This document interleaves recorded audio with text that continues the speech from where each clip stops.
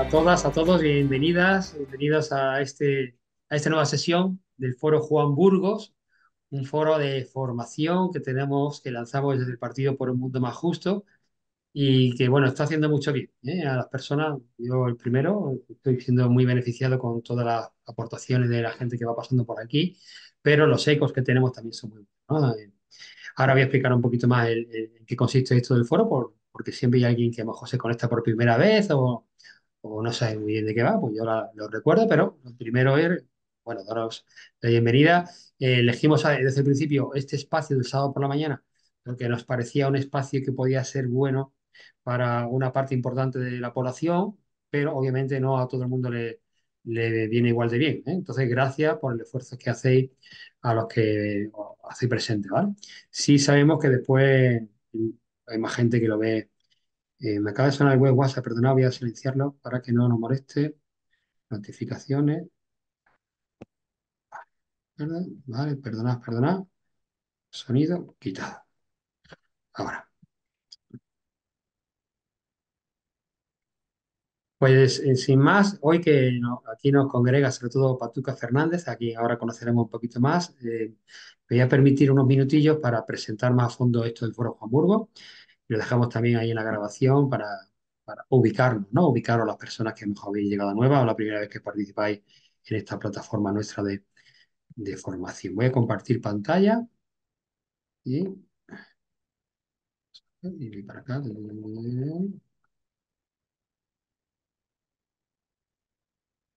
Compartir pantalla. Bueno, pues enseguida vais a ver ahí el nombre de este foro y una cara de una persona, es Juan Burgos, ¿vale? Eh, He silenciado de entrada los audios, pero estoy escuchando algún ruido. Os pido porfi, que la gente que estéis conectada silenciéis vuestro audio, ¿vale? Para no interrumpir yo puedo hacerlo, no siempre, pero puedo también silenciarlo. Bueno, pues Juan Burgos, Juanito, le conocíamos nosotros, esa imagen que tenéis ahí un poco desdibujada, es una persona de Granada que falleció hace ya 6 años, como un jovencillo, con 27.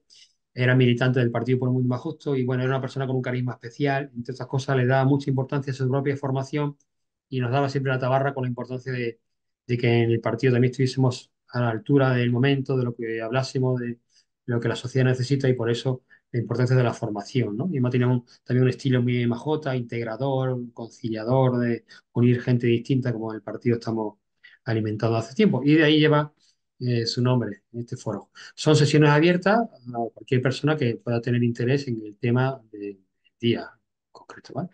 Pero estas sesiones se encuadran dentro de una propuesta formativa más amplia. Esto es para visualizar, ¿no? Como decía, la importancia que le damos a la formación en el Partido por un Mundo Más Justo. Tenemos una formación específica para afiliados de una única sesión de 1 hora, y, bueno, para el que entra, pues a lo mejor no va a militar, pero si quiere saber un poquito más dónde está metiéndose, algo de la historia, la organización, dónde ponemos el foco, pues el kit básico que lo llamamos. Después tenemos una formación más extensa para militantes, ladrillo nuevo, llamamos, que son 4 sesiones a lo largo del año que vamos repitiendo a lo largo de todos los cursos y son de 1 hora y media. Bueno, ahí profundizamos en la situación actual del mundo, en cómo funciona el mundo, en cómo funciona la política y cómo funciona nuestro partido, ¿vale? Y tenemos, como decíamos al principio, este foro Juan Burgo, que es una sesión abierta, ya no para militantes o afiliados, sino para cualquier persona. Venimos anunciando, ojalá esta vez pueda ser, no pudo ser el año pasado porque a alguien se le ocurrió convocar una elección en verano, entonces tuvimos que aplazar la primera sesión de la escuela de verano por un mundo más justo que estábamos organizando. Dios mediante, este verano sí lo haremos, ¿vale? La escuela de verano, que sería otra herramienta formativa que ponemos en funcionamiento en el partido. Y ya en el Foro Juan Burgos, pues os voy a hacer un repaso muy rápido de algunas de las sesiones que hemos tenido, pues para eso, para la gente que no habéis estado, situáis, ¿no? De los temas que tocamos, también dejan ver mucho de nuestras prioridades y demás. No son temas, pues, eso, que tienen que ver con ejes de nuestras políticas, de nuestras propuestas, de nuestra construcción social, ¿no? O de nuestra construcción como partido. La primera de todas fue esta, de Javier Palop Sancho, y casi que fue, bueno, un acierto, no pensado o no tan pensado, pero después un acierto por hacer la primera, ¿no? La primera sesión del Foro Juan Burgos se tituló Por una cultura ciudadana de perdón y contra la economía política del odio, ¿no? La impartió Javier Paló, participante, entre otras cosas, en la Fundación para la Reconciliación de Colombia, Y bueno, pues eso marca mucho de nuestra política, ¿no? Es decir, la búsqueda de tender puentes contra el rechazo, la polarización y demás. Hemos tenido gente, algunos más conocidos, otros menos conocidas. Sebastián Mora la conocéis mucho de vosotros, es secretario de Cáritas Española, secretario general, que nos habló de trabajar por el bien común desde la perspectiva de los más frágiles o los más frágiles, subrayaba él, ¿no? Hemos tenido bueno, el tema de la prostitución y como la postura abolicionista con Amelia Tiganos, activista feminista que defiende la postura abolicionista frente a la reguladora. Hemos tenido también personas de una primera plana política como Marta Higueras, que nos habló de lo independiente dentro de la política, ya que fue teniente alcalde con Carmena en la alcaldía de Madrid. Hemos tenido sesiones de bueno, temas muy generalistas, ¿no? Como la economía para cambiar el mundo, con Enrique Ayuso, un economista valenciano, que nos hacía una propuesta, de una economía para la esperanza, muy interesante. En el partido estamos ahí situados muy cercanos a lo que nos proponía. En nuestro partido siempre ha tenido una mirada al sur, pues con María del Mar Magallón, que fue directora de Alguán, atacamos el tema de mirar al sur para transformar el norte, cuántas cosas, ¿no? Tenemos que aprender del sur global. Hemos tenido también Foro Hamburgo sobre política de frontera, en este caso con Marruecos, hacia una política fraterna entre países vecinos. Ahora volveremos, como no, con el tema de fronteras, con Patuca. Hemos tenido temas con justicia restaurativa, con la presidenta de la Sociedad Científica de Justicia Restaurativa de España, Virginia Domingo de la Fuente, genial. Arturo Angulo, responsable de incidencia política de la Coordinadora Estatal de ONG de Desarrollo, nos habló de la nueva ley de cooperación. Antonio Seguira, que es socio y fundador de Ignis y además el fundador del Partido por un Mundo Más Justo, nos habló también una ponencia, fue la primera de este curso, en octubre, de todo lo que siempre quisimos saber y no nos atrevimos a preguntar sobre energía, muy bien valorada, como todas en esta sesión. Todas están colgadas en YouTube. Hemos tenido también en este curso a Federico Velázquez de Castro, que nos ha hablado precisamente del lema de nuestro partido, o el lema, uno de los lemas principales, el fin de la pobreza es una decisión política, también extraordinario. Y hasta ahora la que hemos tenido de sesiones Foro Juan Burgo en este curso, pero hemos tenido una más, que es una propuesta diferente de Foro Juan Burgo que llamamos Mesa de Diálogo. Hemos tenido varios a lo largo de estos años de existencia y es donde no solo traemos a una persona, sino traemos a varias personas que nos hablan de un tema. Como nuestro partido se ha declarado hace un par de años como pluriconfesional, entendido donde lo que nos mueve a muchas de las personas que estamos en el partido son nuestras convicciones profundas, no necesariamente creyentes, confesionales o trascendentes, pero sí nuestras convicciones profundas, los derechos humanos, el amor o Dios, ¿no? O, bueno, en cualquiera de sus manifestaciones, pues tuvimos una mesa de diálogo sobre qué aportan las espiritualidades a la construcción social y política, muy interesante también, muy bien acogida. Y ahora vamos a tener una con Patuca sobre migraciones.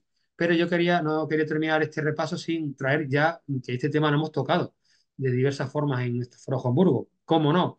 Una de las primeras veces que abordamos el tema de migraciones fue con Beatriz Vázquez de Miguel, el partido, abogada especializada en derecho migratorio, que ya empezaba a hablarnos, empezamos a presentar la ILP, esta ILP por la que conseguimos el curso pasado presentar más de 600.000 firmas, recogimos más de 700.000 firmas entre 900 entidades, ahí estuvo el partido como uno de los iniciadores junto a la Fundación para la Ciudadanía Global, por el organizador, después hubo una comisión promotora de 6 entidades y 900 entidades que ayudaron a la recogida de firmas y que ahora está, bueno, como se disolvieron las cortes y se han vuelto a constituir, bueno, estamos otra vez retomando, ya no hace falta recoger firmas, pero estamos todavía, ahora hay que volver a presentar la ILP en alguna de las mesas del Congreso y de ahí ya pues vemos cómo se tratará, ¿no? Dónde se votará y cómo se votará. Bueno, pues ya empezamos en el 2021 a hablar de eso y fue Bea, nuestra compañera Bea, quien nos habló de la conveniencia, la posibilidad y la justicia de la ILP para regularizar a las 500.000 personas extranjeras o más que hay en España. Hemos tocado también el tema de migraciones, pues, por ejemplo, con Chema Vera, que nos ha hablado de una política con un enfoque de derechos humanos y, cómo no, ahí tocaba él como una de las grandes crisis el tema de fronteras. De hecho, Patuca, ¿no? Por si no lo sabe, y el resto, en nuestro partido, dentro de estos relatos ideológicos, que es un relato siempre abierto en construcción, pero que tiene algunas cosas claras, el diagnóstico que hacemos de la sociedad actual, del mundo actual, es que responde a varias crisis. Una de ellas es la crisis de desigualdad y tiene una concreción en el tema migratorio, ¿eh? Para nosotros es un tema nuclear en nuestro partido, ¿no? El tema de la crisis migratoria dentro de la crisis de desigualdad, de pobreza y demás. También tenemos otra, la crisis política, la crisis también el clima, el medio ambiente y también va emergiendo otras crisis, la crisis de sentido. Bueno, pues Chema nos habló y hoy tenemos con nosotros a Patuca Fernández Vicens, que nos va a hablar, este es el título que le hemos colocado a esta participación suya, hacia una política migratoria justa y fraterna, ¿vale? Pero voy a dejar de compartir pantalla porque no voy a ser yo quien presente a Patuca, sino que la va a presentar una compañera del partido, María Seco, pero el que te busque. A ver, aquí está, voy a ponerte a ti como destacado. Ahora, reemplazar destacado. Y María Seco va a ser la que tenga el gusto de presentarnos a Patuca, que muchos la conocemos, ¿no? Y la seguimos, pero si alguna persona no tiene tanto datos sobre ella. María, ¿quién es esta mujer que nos acompaña, esta gran mujer? Patricia Fernández. Gracias. Bueno, pues yo tengo el gusto y el privilegio y el honor de presentar a Patuca, que es compañera mía, pero no solamente es compañera, no solamente es colega, sino que es un referente tanto para mí como para muchos compañeros y compañeras de profesión. En palabras de Patuca, nuestra profesión, la abogacía, se resume o se debería resumir así. Nuestra vocación es estar con las víctimas frente a la injusticia. Qué calado. Patricia, Patuca, para todas las personas que la conocemos, es abogada imprescindible, de esas que luchan toda la vida. Acompaña a personas en situación de exclusión, especialmente a personas migrantes y a las más vulnerables, a la infancia. Su trabajo incansable en segundo plano, y me consta lo de segundo plano, Patuca es de las que está contigo preparando una reunión con el ministerio a tope y cuando ya está preparada, para no ser la cara visible, la protagonista dice, mejor yo no voy. Tu trabajo es en segundo plano, pero es de esos trabajos que hacen avanzar las luchas sociales y los derechos. El premio es Premio al Andar 2018 y Premio Nacional de Derechos Humanos 2022 que otorga la Asociación Pro Derechos Humanos de España. Ella misma se define como una ciudadana preocupada, pero también muy esperanzada. Y subrayo lo de muy esperanzada. Preocupada, como todas, por las dificultades y dolores en que vive gran parte de las personas que habitan su cotidianeidad, pero también esperanzada. Esperanzada por la increíble capacidad de las personas para sobrevivir, para crear fraternidad, para reinvertirse y para construir alternativas, tanto para ellos mismos como para las demás personas. Fraternidad y esperanza, valores que compartimos en M más J. Ella además dice trabajo como abogada. Qué grande esto de trabajo como abogada. No es abogada. Las personas no somos abogadas. Las personas somos muchas cosas y trabajamos como abogadas. Ella trabaja como abogada. Considera el derecho no como un sistema de leyes que ordenen una sociedad, no solo como un sistema de leyes que ordenan una sociedad, sino que pone en el centro la justicia, con mayúsculas, afirmando que las y los profesionales del derecho tenemos la obligación de estirar la ley al máximo para acercarla a la justicia, porque lamentablemente no siempre el derecho y la justicia van de la mano, no siempre la ley y la justicia. Reconoce y trabaja incansablemente para que las personas sean no solo titulares de derechos, sino conscientes de ellos para poder ejercerlos y reclamarlos. Si las personas no conocen que tienen derechos, nunca los podrán reclamar. Ella es una incansable defensora de que las personas sean conscientes de los derechos que tienen. Asimismo, dice, tenemos que asegurarnos de que la ley ampare a la totalidad de las personas, sin importar raza, condición y origen, porque si no, la ley, en vez de resarcir a esas personas en la vulneración de sus derechos, las perpetúa en su condición de víctimas. Y ya, sin más, después de esta presentación que creo que he intentado resumir a Patuca, que es imposible resumir a Patuca, pero ya os dejo con ella. Gracias, Patuca, y bienvenida. Hola, buenos días. Bueno, pues muchas Antes de gracias. empezar, Pachuca, tengo que decirte, no me quiero, que esperábamos con muchas ganas tu participación en algún foro. Si llevamos tiempo ya planteando una posibilidad de dar contigo, y una vez que lo hemos lanzado, mucha gente, no están todavía aquí. Bueno, no es para darte más responsabilidad, porque como es lo que tú haces, lo vas a hacer también como siempre, ¿vale? Pero que tenemos mucha ilusión, ¿eh? Y de hecho yo escuchando a María sentí un poco ahí de emoción también, ¿no? Porque tú eres para nosotros, para mucha gente, una referencia, con esa humildad también que te caracteriza, que decía María, y también por eso, pero eres una referencia, ¿no? Bueno, que nos hace mucho bien, ¿eh? Personas como tú. Entonces, bueno, vaya por delante también el explicitar, ¿no? La ilusión que nos hace contar contigo hoy. Ya me callo yo y te pongo a ti en primer plano, aquí, A ver, el placer destacado y lo que tú quieras. Nada, pues agradeceros la presentación. Con lo que ha dicho María, ya solo puedo decepcionaros, así que vamos a ello. Señalar que digo que el agradecimiento es sincero porque lo que yo aquí os voy a decir o lo que vamos a compartir juntas, en realidad es el resumen del proceso de reflexión de muchos años, de mucha gente. Quiero decir que yo lo que hago aquí es evidenciar un aprendizaje compartido.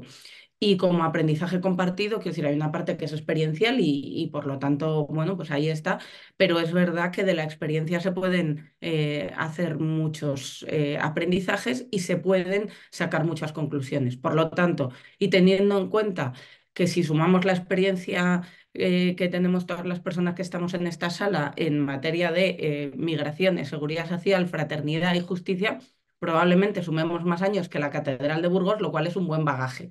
Entonces yo animo a todo el mundo a levantar, abrir micrófono y compartir, ¿no? Y se puede discutir. Yo soy una persona que soy muy vehemente hablando, pero la vehemencia no quiere decir que tenga más razón. Entonces, bueno, pues yo animo también un poco a que eso, a compartir experiencia. Voy a utilizar una presentación, si no os parece mal, y si soy capaz, que son dos cosas que no tienen que ir de la mano. No sé si lo veis ahora o qué es lo que veis, porque podéis ver 17 PowerPoints que yo tengo abiertos. Vemos No sé qué. que pone la niñez migrante, pone ahí. Pues entonces mal. Vidas traspasadas, estamos viendo los siglos Ah, XIII, sí. Espérate, vidas traspasadas era lo que pretendía. Es que ahí vidas estamos. traspasadas. Esa. Esa es. Esa es. Bueno, pues cuando dos salvedades. Patuca, Hablar, perdona, ponla sí, abajo en ver. Ahí, ay, vale, a la perdón. derecha. Ahí, vale. Ahí, sí, vale, gracias. Nada, dos salvedades. Habitualmente hablamos de inmigración y hacemos referencia a migración cuando estamos hablando de fronteras y hay veces eh, que estamos hablando de fronteras y nos referimos solo a la frontera cuando en realidad queremos hacer una mirada más amplia a la migración. ¿M? Hay una política de migración y hay una política de fronteras, que desde luego una impacta sobre la otra, son dos realidades, porque si algo nos han enseñado, y esto es una frase que no es mía, sino de los compañeros y compañeras de Lavapiés, de las personas, sobre todo senegalesas, que empezaron a llegar al año 2006, es que se dice habitualmente que las personas que transitan nuestra frontera sur de modo irregular, traspasan la frontera, no son las personas que cruzan fronteras. Cuando lo que ellas nos dicen es que es al revés, que cuando una persona traspasa una frontera, la frontera traspasa su vida de una manera inexorable y de una manera que se perpetúa efectivamente en el tiempo. Desde luego, hay un cruce de fronteras y la frontera cruza tu vida el día que te embarcas en una embarcación precaria en la costa de Dakla, en el Sáhara o frente a las costas del Estrecho, o en Nador, o en la costa turca de Izmir, en dirección a Grecia, ¿no? Ese día, desde luego, traspasas una frontera y la frontera te traspasa a ti. Pero esa frontera que te traspasa va a perpetuarse a lo largo de toda tu vida, porque cuando ya hayas cruzado la frontera y estés en el Estado español y tengas a tu marido o a tu mujer en Francia, es posible que no consigas llegar a reunificarte con tu familia, porque te den el alto en la muga del puente de Santiago en Irún. Y es posible que cuando ya hayas conseguido llegar a Burdeos, entonces fallezca tu padre en Guinea y no puedas regresar a despedirte de él. ¿Mm? Y es posible que después de mucho tiempo, cuando ya estás en situación regular, tienes tu documentación, estás casado, nace tu primera hija, y entonces es tu madre quien no puede venir a conocer a su nieta. O te quieres casar y tus padres no pueden venir a tu boda. Por lo tanto, frontera, el drama en el que vivimos actualmente desde el norte global, desde Europa, es que la frontera no es ya la demarcación de la línea fronteriza, ¿no? Y la frontera se va extendiendo en una sucesión de fronteras que han ido expandiéndolo todo, ¿vale? Por lo tanto, aunque yo empiece diciendo que no es lo mismo política de fronteras que política migratoria, voy a contradecirme con lo que he dicho antes y voy a plantear que el drama es que ambas políticas se están extendiendo, se están entremezclando y esto supone extender el dolor y el daño de la frontera de manera expansiva, ¿no? Digamos que la frontera sigue la ley de Boyle y Mariotti y es que tiende a ocupar todo el espacio vital disponible. Y esto es un drama. Vivimos en una Europa fortaleza, en una Europa que se envejece, pero no solo que se envejece en términos demográficos, que también, sino que se envejece en términos de valores. ¿M? Si pensáramos de qué hablamos cuando hablamos de los valores europeos o de los valores españoles, ¿qué es el valor español? ¿No? ¿La tauromaquia es un valor de España? ¿No? ¿Cuáles son? Cenar a las 10, porque entonces muy europeos no somos. ¿De qué hablamos cuando hablamos de valores y costumbres, no? Entonces, bueno, pues yo creo que hay unos valores y unas costumbres que son fundacionales digo, en el territorio común que compartimos en Europa, pero hay otros valores que son mucho más amplios, hay otros valores que son mucho más profundos que compartimos también con otras sociedades probablemente de un modo más profundo que el que compartamos en los valores europeos. Creo que como sociedad mediterránea compartimos con todas las personas que miran con todos los territorios que miran hacia el Mediterráneo, valores muy, muy profundos, ¿no? Creo que como personas hispanohablantes, ¿no? Como compartimos con los territorios de lengua hablada, qué importante la palabra, ¿no? Valores que también efectivamente son muy profundos. Por lo tanto, tenemos una conexión territorial con Europa y hay unos valores que tenemos que discernir cuáles son y que tenemos que saber y enunciar cuáles son los valores que queremos respetar en nuestra política de fronteras. Pero no podemos ignorar que tenemos unos valores en cuanto a sociedad mediterránea. Yo recuerdo un día que estábamos en Motril con un refugiado sirio superviviente de las cárceles de Assad que estaba viviendo en Málaga. Llevaba muy poquito tiempo, hablaba un español, bueno, pues bastante bueno para el poquito tiempo que llevaba, pero no suficientemente bueno como para poder expresarse con la libertad, ¿no? que te da la palabra. Y, y yo le pregunté, ¿no? que cómo se sentía en Málaga. ¿No? ¿Cómo te sientes tú en Málaga? ¿Qué te aporta? Y entonces dice, me siento como en casa. Y decía, porque miro el Mediterráneo, pensad que es la tierra de Picasso, ¿no? Y estoy en Andalucía, el lugar de Federico García Lorca. Es decir, uno piensa cuando tú le vas a preguntar a otra persona que te va a hablar de las comodidades físicas del lugar donde está, uno piensa que te va a hablar de las oportunidades laborales, uno piensa que te va a hablar de si puede o no trabajar, uno piensa, y en realidad él nos estaba hablando de aquellas cosas que habían sido fundamentales en su vida, ¿no? Era una persona siria, profundamente formada, que tenía un anhelo muchísimo más profundo que el que probablemente nosotros planteemos. Por lo tanto, ojo a esa Europa envejecida que es capaz de traicionar sus propios valores.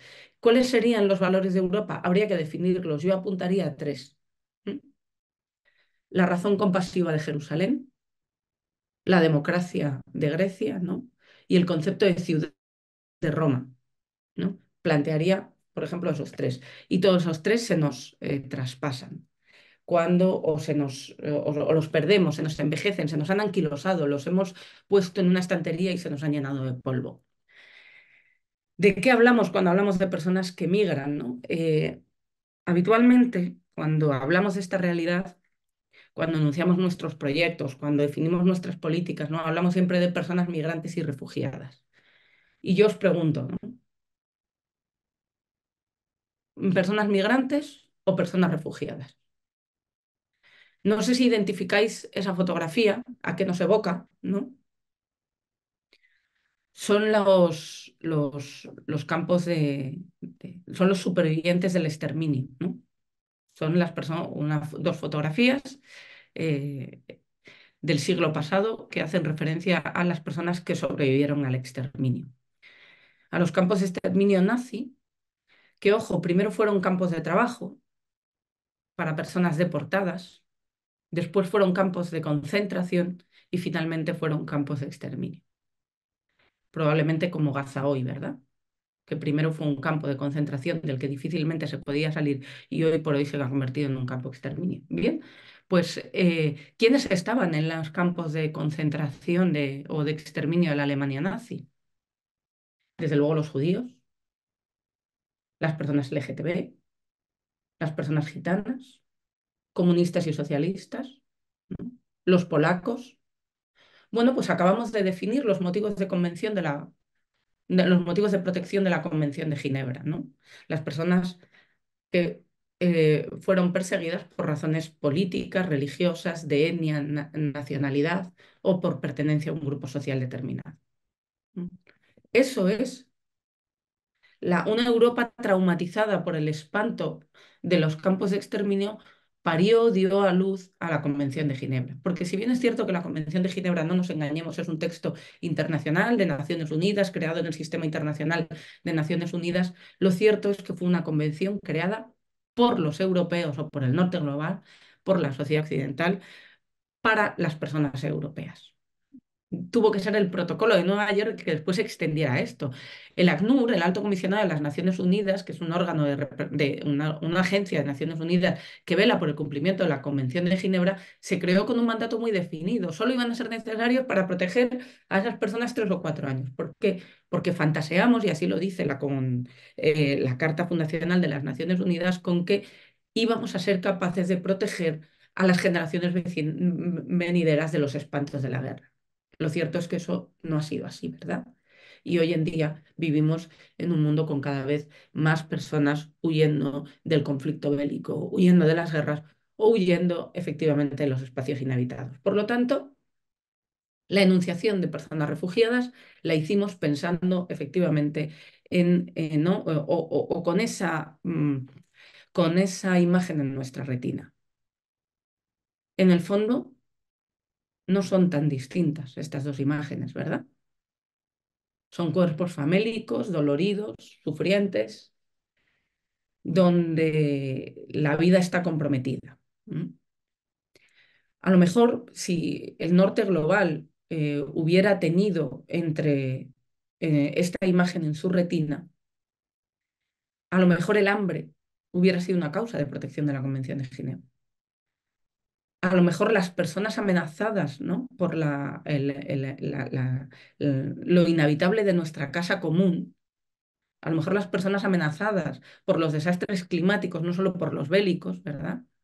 A lo mejor los refugiados medioambientales estarían comprendidos dentro de la Convención de Ginebra, pero lamentablemente no es así, ¿no? Por lo tanto, hay una realidad jurídica y hay otra realidad humana mucho más profunda. No tenemos palabras, efectivamente, suficientes, ¿no? O no. Tenemos un problema con cómo nombramos las cosas. Yo hablo todo el rato del norte global. Creo que convenimos en saber a qué nos referimos. Porque es difícil. Hablamos de Occidente cuando Casablanca está más al occidente que Viena. ¿Hablamos de frontera norte o hablamos de frontera sur? ¿Qué es Málaga? ¿Es frontera sur de Europa o es la frontera norte donde se estrellan, ¿no? todas las personas en movilidad? A lo mejor, si estamos hablando de migraciones, deberíamos hablar de frontera norte. Con esto lo que quiero plantearos es que es importante que analicemos las realidades migratorias, las fronteras, desde los dos lados, no solo desde nuestra posición europea de nuestros ciudadanos, ¿vale? Solo las personas presas ven el muro desde un lado, ¿no? Desde el lado del patio de la cárcel. Yo creo que nuestra mirada en libertad pasa efectivamente por analizar la frontera, analizar los movimientos desde las realidades tan diversas que tenemos. Por lo tanto, problematizando con los nombres, pues personas migrantes, personas refugiadas, ¿por qué, ¿por qué problematizo con esta realidad, con las personas migrantes o con las personas refugiadas? Porque en el fondo ha ido calando en nuestro imaginario social y colectivo desde el año 2015 sobre todo una idea, y es que la migración de las personas refugiadas la movilidad de las personas refugiadas es legítima, ¿no? Porque no les queda más remedio que moverse, porque huyen de un contexto y entonces nos colocamos en una lógica humanitaria y entonces a las personas refugiadas les concedemos una suerte de legitimidad ética para migrar, ¿m? Pero los migrantes económicos no, ¿m? Porque al final percibimos que los migrantes económicos vienen a amenazar nuestro bienestar, vienen a aprovecharse de nuestro sistema de bienestar social y económico, ¿no?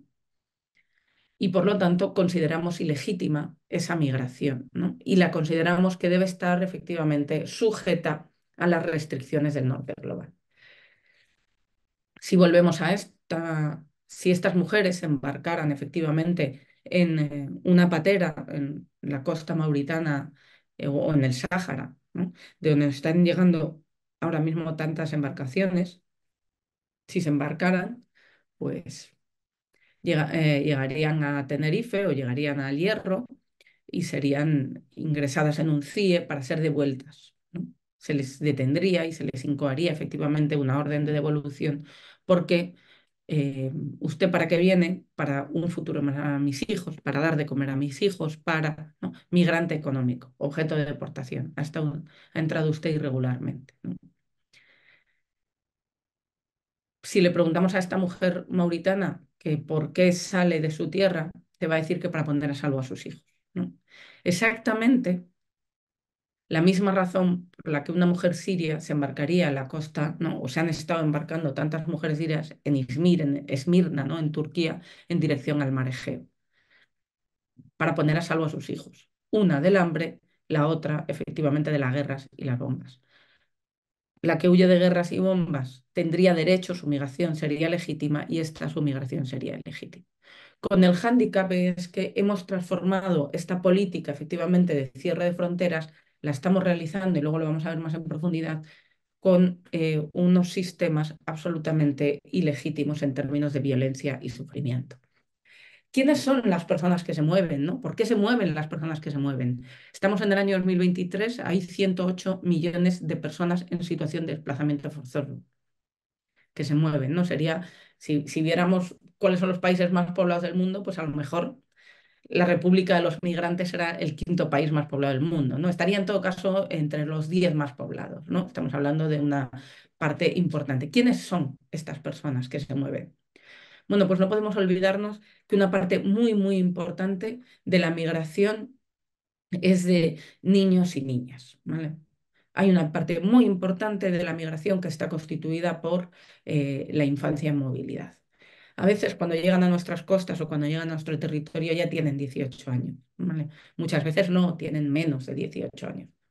Pero lo cierto es que han salido de su casa, algunos siendo muy, muy pequeños.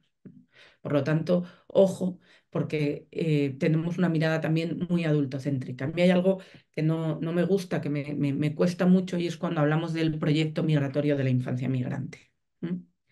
Creo que la infancia migrante, en mi experiencia, luego Michel nos dirá, que tiene mucho más que yo, pero creo que la infancia migrante no tiene un proyecto migratorio. ¿Mm? Otra cosa distinta es que tenga el anhelo de migrar, el deseo de migrar o la proyección de migrar, pero eso no es un proyecto migratorio. ¿Mm? La infancia migrante tiene necesidad de migrar, deseo de migrar, anhelo de futuro, pero no tiene un proyecto migratorio en el sentido de un camino estructurado por el que quiera pasar y efectivamente a donde quiera llegar. ¿Mm?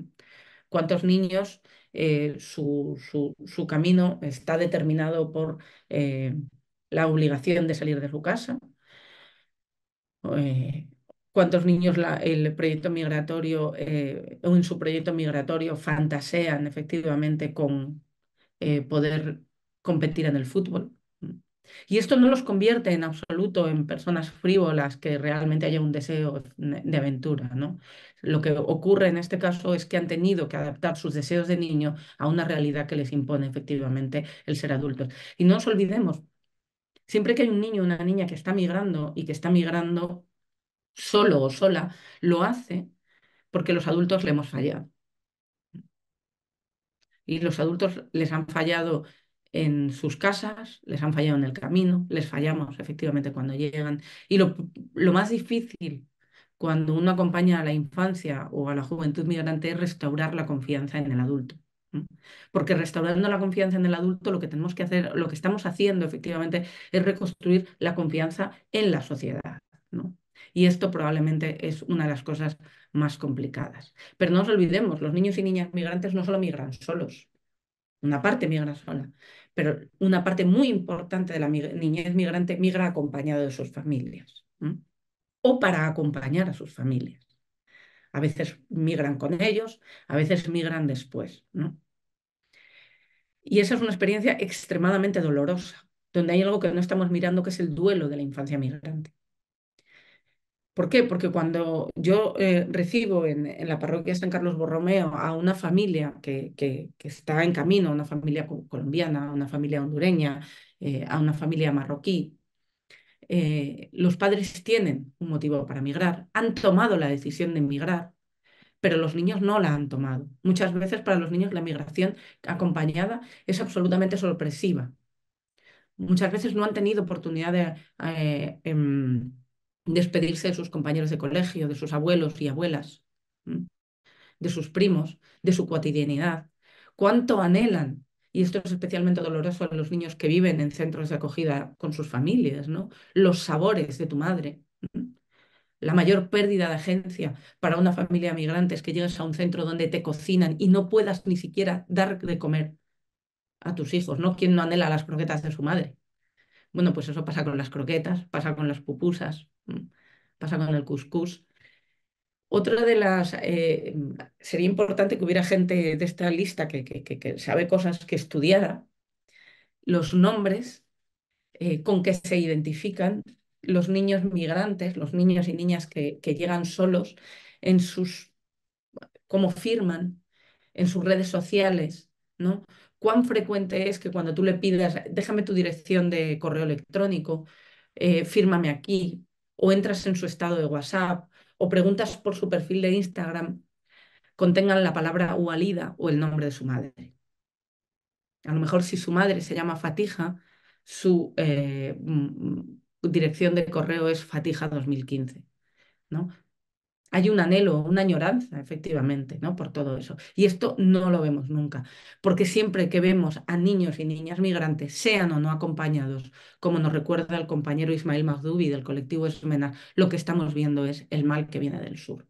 No nos olvidemos que la niñez migrante se ha puesto en el centro del discurso del odio, ¿vale? Y eso es una realidad. En este país hemos sostenido bastante bien la batalla contra el discurso del odio y la batalla contra la extrema derecha hasta un determinado momento. Y cuando la extrema derecha y cuando el discurso del odio empezó a penetrar en nuestra sociedad fue cuando colocó un rostro en la diana de ese discurso. Una diana sobre la que poder disparar el odio. Y ese era un rostro de niño y era un rostro de niño migrante, ¿no? Por lo tanto, ojo con esto. Se mueven también hombres y mujeres traficados, hombres, mujeres, niños, niñas, ¿no? Hombres y mujeres que caminan mundo, como nos recuerdan las compañeras Esperanza, Jorge, ¿no? Y Maspe eh, sobre esta realidad. ¿Por qué digo traficados? Porque hay una parte muy importante de la gente que se mueve que lo tiene que hacer en condiciones de clandestinidad, que se tiene que poner en manos de los pasadores y de los traficantes, ¿no? Y entonces se nos llena la boca hablando de que es muy importante controlar las migraciones, controlar la frontera, porque es la manera de controlar, de perseguir la mafia. Siempre que se habla de políticas migratorias, se habla de la necesidad de combatir la mafia. El principal actor institucional que tenemos en Europa para efectivamente controlar las migraciones es Frontex. Y se acaba de demostrar que Frontex entregó sistemáticamente a personas devueltas desde el Mediterráneo central, a miembros de una de las redes de trata de personas y de tráfico de personas con más poder en el Mediterráneo central, ¿no? Que tiene que ver con Libia, ¿no? Por lo tanto, es fraudulento y falso todo el discurso de la Europa actual con relación al combatir las mafias. ¿Hay mafias en el tráfico de personas? Lamentablemente las hay. ¿Todo lo que se mueve clandestinamente se mueve en mafias? No. ¿Nuestras políticas actualmente contribuyen a frenar y proteger a las víctimas de las mafias? No. ¿Qué es lo que alimenta la política de o qué es lo que alimenta económicamente a las mafias? La política de cierre de fronteras. ¿Por qué no hay mafias en el tránsito de las personas hondureñas hacia España y sí lo hay en el tránsito de las personas hondureñas hacia México y Estados Unidos? Porque para España no necesitas visado. Y entonces las personas hondureñas que vienen a España se compran un billete de avión, mm, y vienen. En cambio, las personas hondureñas que migran hacia Estados Unidos, lamentablemente, tienen que ponerse en manos de las mafias. ¿Cuál es la diferencia? La imposición del visado, la política de cierre de fronteras. A mayor política de cierre de fronteras, mayor negocio contra las mafias. Estoy enrollando un montón. Eh, con lo cual, ojo con esto, ¿vale? Porque luego, además, en esta suerte de trampas al solitario que nos hacemos siempre cuando hablamos de personas en migración, hombre, lo principal de un delito es siempre proteger a su víctima. ¿Quiénes son las víctimas del tráfico de personas? No nos engañemos. Las víctimas del tráfico de personas no somos los ciudadanos del norte global, no somos las sociedades europeas, no es la ley de extranjería. La víctima es la persona traficada. ¿Y qué es lo que hacemos con las personas traficadas, con las víctimas de ese delito cuando llega una persona? Las detenemos, las llevamos a un calabozo. Ahora los llamamos CATES, Centros de Acogida Temporal de Personas Extranjeras, que son calabozos. O sea, ¿hasta qué punto hemos pervertido el lenguaje? Que llamamos centro de acogida a un centro de detención policial, ¿no? Bueno, porque yo creo que hay una vocación de engañarnos en la mirada que tenemos sobre las personas en movilidad. Porque además, todo el proceso todo este proceso de encarcelamiento tiene un efecto perverso sobre la persona que se mueve. Es lo que llamamos el proceso de criminalización. El proceso de criminalización empieza cuando tratamos a la persona que se mueve como un criminal. ¿Qué es lo primero que hacemos cuando desembarca una persona en el Hierro o cuando desembarca una persona? Le ponemos una manta, lo ve Cruz Roja, y si no se está desangrando ni está con una hipotermia que compromete a la vida, una hipotermia leve nos vale, entonces lo siguiente que hacemos es lo detenemos. Le tomamos las huellas, le hacemos una fotografía con un número, ¿m? Y lo trasladamos a un calabozo. Es exactamente lo mismo que hacemos con una persona que ha cometido un delito. Pero es más, esa persona ha transitado irregularmente, no ha cometido una sanción administrativa, ¿no? Admitiendo efectos dialécticos, que eso fuera legítimo, ¿no? Porque usted ha hecho algo mal. Cuando yo estoy trabajando en mi oficina en la Merced y viene un niño a verme, ¿no? Que está en la calle o está cogido en casa de otro que le ha metido clandestinamente en el centro y tal, y me dice, es que tengo 16 años, que tengo 17 años, entonces yo tengo la obligación de protegerle, ¿no? Tengo la obligación de arbitrar para que este niño sea protegido, sea identificado como menor de edad e ingrese en un centro de acogida. ¿Sabéis por dónde hago yo los ingresos en el centro de acogida en Madrid capital? Por la Brigada Provincial de Extranjería y Aluche. Tengo que llevar al niño a la policía. Llego a la mayor comisaría de policía de personas extranjeras de Madrid. Todo lo que nos vamos a encontrar, perdona, son personas extranjeras.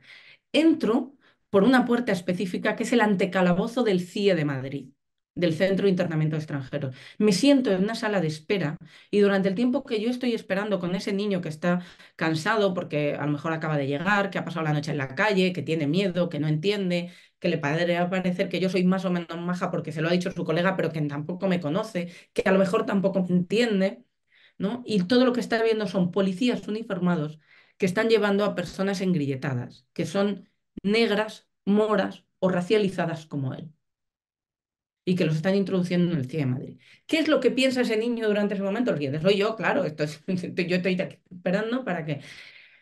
pero a él no le van a engrilletar, pero le van a meter en el antecalabozo, le van a tomar las huellas, le van a colocar contra una pared, le van a dar un cartel con un número, le van a decir que mire al frente, le van a tomar una fotografía, le van a decir que mire a un lateral, le van a tomar otra fotografía y le van a decir que mire en oblicuo. O sea, todo lo que tenemos identificado dentro del imaginario como un proceso de detención. Así empieza el proceso de criminalización. Esto nos lo han contado muchos chicos y chicas, ¿no? Como el desconcierto que les produce que sin haber hecho nunca nada malo, ¿no? Y sobre todo el ataque identitario que eso supone, porque dicen, ¿y qué pensará mi madre? ¿No? Yo que he hecho esto, ¿no? ¿Qué pensará mi madre? ¿Qué vergüenza hay en que te detengan? ¿No? Entonces así empezamos destruyendo efectivamente la identidad de la persona en camino y muchas veces también fortaleciendo, por lo tanto, su identidad clandestina, ¿no? Y siempre que hablamos de identidad clandestina, hablamos de dificultad de acceso a derechos. Por lo tanto, ¿no? El tráfico y la trata de seres humanos como delitos contra las personas en movilidad, como delitos contra las personas, porque además la trata de seres humanos no solo significa el cruce clandestino en una frontera, de hecho en la trata de seres humanos a veces las personas ni siquiera cruzan la frontera, hay trata entre nuestros niños y niñas ingresados en los centros de protección de menores, sean estos extranjeros o autóctonos. Con la trata, además, lo que será es la explotación de la persona. Y hay explotación de las personas en movilidad. ¿Por qué permanece la irregularidad migratoria? ¿No? Si tenemos un sistema montado para que no haya irregularidad migratoria. ¿No? Destinamos leyes, dinero sin fin, dinero aparentemente a la cooperación, dinero al control de fronteras y cada vez hay más irregularidad migratoria. Bueno, pues esto tiene que ver con nuestro sistema económico global. Sobre qué tres sectores se asienta como sociedad, y ahora voy a la sociedad española específicamente, nuestro bienestar. Lo vimos durante la pandemia. Sobre el sector de los cuidados, sobre el trabajo en el campo, ¿no? Y sobre algo que voy a nombrar de una manera muy dura, pero voy a nombrarla específicamente así, sobre la industria del sexo. ¿Quiénes nutren la explotación en estos tres ejes? Las personas migrantes. ¿Quiénes están en el sector de los cuidados? Las personas, las mujeres migrantes, sobre todo, las mujeres migradas. Desde hace muchísimos años, pero actualmente también. ¿Mm? ¿Quiénes cuidan de nuestros mayores? ¿Cuántas mujeres hay que no pueden cuidar a sus hijos y están cuidando a los hijos de otros y otras? Y no nos engañemos, en ese aspecto, en el sector de los cuidados, es donde hay altos niveles de explotación y de trata laboral, que no la estamos viendo, ¿eh? Tenemos puestas las gafas de la trata con fines de explotación sexual, pero no la trata con fines de explotación laboral. Desde luego, el mundo del campo, ¿no? Y desde luego lo que yo he llamado la industria del sexo, que no es que lo llame yo. ¿Por qué hablo de la industria del sexo? ¿Por qué hablo de algo que no debería ser considerado como un trabajo, ¿no? Que no... Bueno, porque Europa, en el año 2013, cuando crea su reglamento, ¿no? Para determinar cuáles son los sectores que forman parte del PIB, ¿no? ¿Qué es lo que vamos a ponderar como sociedades para ver cuál es nuestro nivel de riqueza? Hemos incluido los beneficios de la prostitución. Por lo tanto, hay una explotación, hay una explotación sexual, ¿no? De las personas en movilidad que contribuyen a nuestro bienestar económico. Y esto tenemos que asumirlo como sociedad, teniendo en cuenta que además somos el primer país del mundo, de Europa en consumo de prostitución, pues a lo mejor efectivamente tenemos que ser conscientes y asumir que usamos y utilizamos la irregularidad migratoria como manera de hacer sostenibles efectivamente tres sectores que contribuyen a nuestro bienestar personal y económico. Por lo tanto, ¿por qué sigue habiendo irregularidad económica? Digo, irregularidad migratoria, porque genera rentabilidad económica. Y porque además la droga la puedo consumir una vez, pero una persona puede ser infinitas veces consumida. Por lo tanto, bueno, estas son efectivamente las personas que se mueven. Y luego los migrantes, ¿no? Beneficiarios de protección internacional. Y alguien dirá, ¿tú qué te has confundido? Porque o migrantes o beneficiarios de protección internacional. No, lo he puesto a posta. porque no es posible que distingamos efectivamente cuando una persona llega, si estamos ante una situación de migración o una situación de beneficiario de protección internacional. Hablamos muchas veces de los flujos mixtos, de que las personas que llegan en contexto, ¿no? Los flujos mixtos. Nos llegan niños, nos llegan hombres, nos llegan mujeres, nos llegan víctimas de trata, nos llegan mujeres traficadas, nos llegan... Yo lo que planteo es que en una sola persona pueden confluir muchas o varias de estas circunstancias, ¿no? Muchas de estas realidades. Entonces podemos encontrarnos con chavales que cuando te le preguntas que para qué vienes, te dicen que para trabajar o para estudiar. Pero si le preguntaras por qué saliste de tu casa, entonces a lo mejor te dice otra cosa. Y si le preguntas que por qué pasaría si volvieras, te dice otra completamente distinta, ¿no? Una misma persona, tres preguntas, tres respuestas. Y no nos engañemos, ¿no? Eh, a veces lo más relevante no es a lo que te contestan, sino a lo que no te contestan. Cuando hablamos de personas vulnerables, tenemos que saber que nos alimentamos de silencio. Lo más relevante de una persona es de lo que no habla. Cuando en un relato de una persona hay silencios, hay aspectos inverosímiles, aspectos ilógicos, aspectos, ¿no? Que tú sabes, ves que son mentiras, que no son reales, ¿vale? Ahí no hay una falta de honestidad.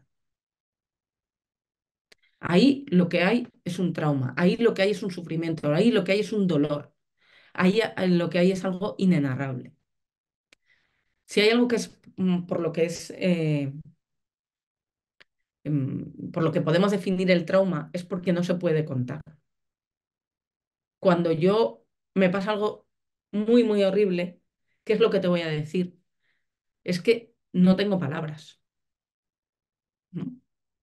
¿Por qué? Porque hay cosas que son tan horrorosas, ¿no? Que ninguna palabra da cabida al sufrimiento, ¿no? O porque no soy capaz de contarlo. Por lo tanto, no tengo palabras, inenarrable, el silencio. Y teniendo en cuenta esto, ¿no? Que las personas que se mueven lo hacen en contextos muy difíciles, transitan de una manera muy difícil, hay un alto nivel de sufrimiento y de trauma, aunque solo sea el mero duelo migratorio. Entonces nosotros, como sociedad europea, en el nuevo Pacto de Migración y Asilo, estamos fantaseando que vamos a ser capaces de detener, ingresar en un espacio de detención y de una manera muy, muy express, muy, muy sumaria, muy, muy rápida, vamos a identificar qué personas tienen derecho a quedarse y quiénes tienen la obligación de salir. Eso, no nos engañemos, está abocado al fracaso. ¿Por qué? Porque la detección de necesidades personales, la detección de vulnerabilidades es un proceso, no es un momento, no se hace en una entrevista.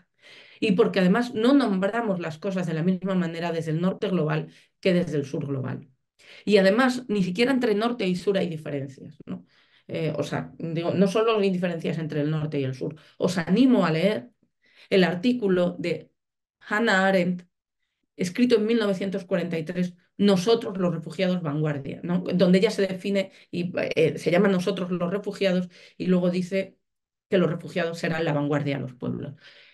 Hannah Arendt, una mujer judía, filósofa, 1943, saliendo de la Alemania nazi. Hombre, podríamos pensar que es una persona refugiada. Hannah Arendt dice, a nosotros no nos gusta llamarnos refugiados, nosotros somos migrantes. Si Hannah Arendt hubiera hecho ese escrito en el día de hoy ante la oficina de asilo como alegaciones, a Hannah Arendt le habríamos denegado el asilo. Os animo efectivamente a leerlo. Porque hay una autopercepción. Cuando uno viene de lugares donde la violencia es endémica, entonces a lo mejor no identifica la violencia como una forma de violación de derechos humanos, ¿no?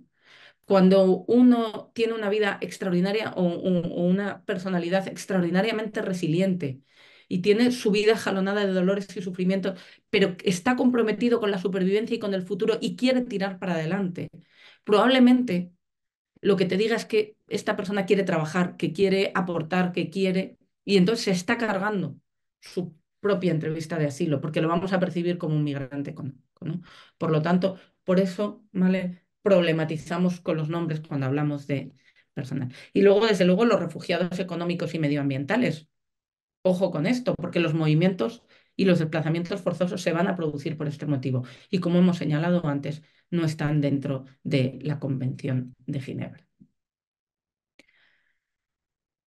Fronteras que traspasan vida, esto que tenéis ahí es la frontera de Ceuta, es la valla, ¿no? Vivimos, vivimos en un mundo del norte global que vayas donde vayas, hay vallas, ¿no?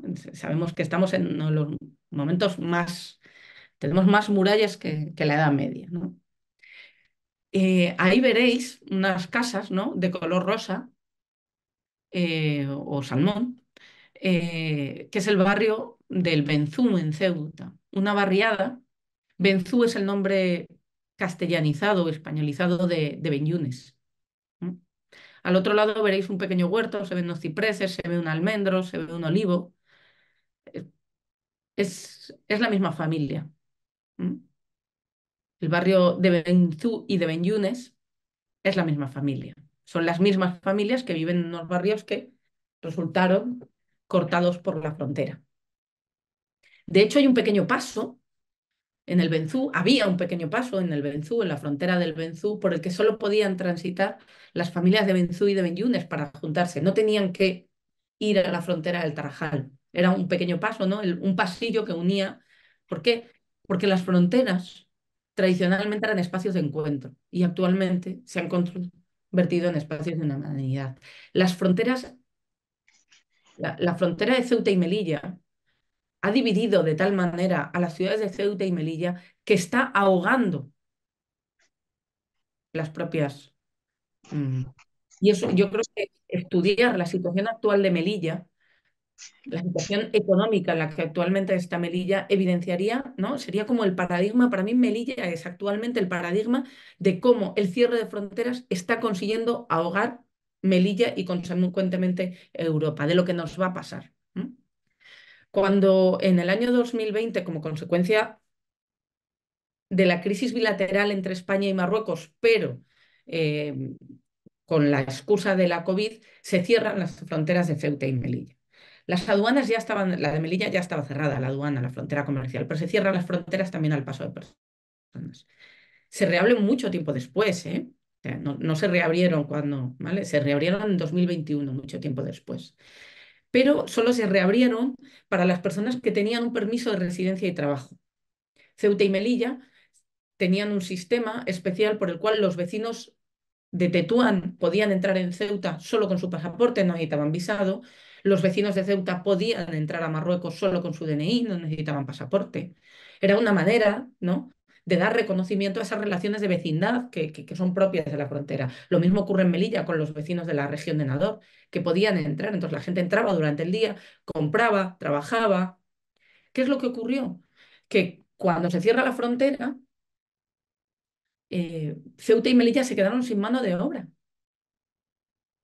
No en vano empezaron a darse situaciones de explotación de los migrantes que estaban en el CETI de Melilla, a los que en Melilla les contrataban en unas condiciones absolutamente precarias, en restaurantes, en la obra, ¿vale? Y aquí tenemos que rendir homenaje a Guindo, ¿vale? Un joven compañero de la asociación Gemdudú que se mató en una obra, en condiciones de explotación, en Melilla, durante la pandemia. Actualmente la frontera en Melilla sigue extraordinariamente cerrada y Melilla se ahoga económicamente. ¿Sabéis cuál es la segunda industria de Melilla por detrás del ejército? El CETI de Melilla, el Centro de Estancia Temporal. ¿Sabéis quién está llegando ahora al CETI de Melilla cuando no hay entradas en Melilla? Ciudadanos colombianos, venezolanos, que como no consiguen solicitar protección internacional en la península, piden cita en Melilla y se vuelven a Melilla. Y cuando llegan a Melilla no pueden entrar de nuevo a la península, ¿no? Porque les piden un permiso de residencia en España del que no tienen. y se quedan efectivamente varados en Melilla y están alimentando la industria del CETI en Melilla. ¿Por qué? Porque las migraciones forman parte de nuestra estructura económica y la irregularidad migratoria forma parte de nuestra estructura económica. Esto que veis aquí es la playa del Tarajal, ¿vale? Al fondo en el Espigón, donde el 6 de febrero del 2014, va a hacer ahora 10 años, murieron 14 personas. El 15 no, el 16, 17 y 18 de mayo del 2021 entraron por ese mismo Espigón 6.000 personas.